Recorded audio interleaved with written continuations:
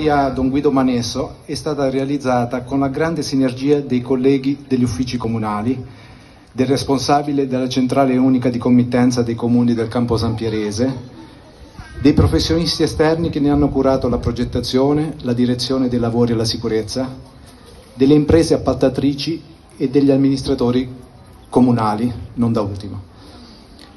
Il costo complessivo dell'opera è stato di circa 1.360.000 euro, oltre all'importo di 127.000 euro per la futura demolizione della vecchia scuola Manesso.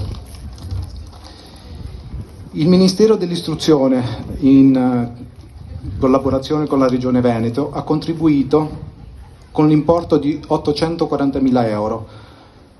Inoltre è stato concesso dal GSE, il gestore dei servizi energetici, un contributo per il conto termico 2 di circa 540.000 euro. I lavori hanno avuto inizio nel 2019 e sono finiti un paio di mesi fa. Solo alcuni dettagli tecnici della nuova scuola, classificata come edificio a energia quasi zero.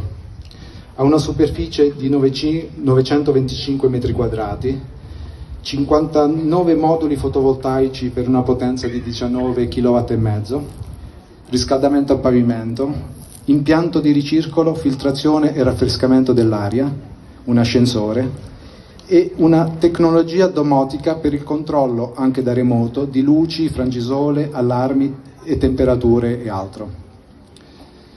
Grazie a tutti per essere stati qui oggi.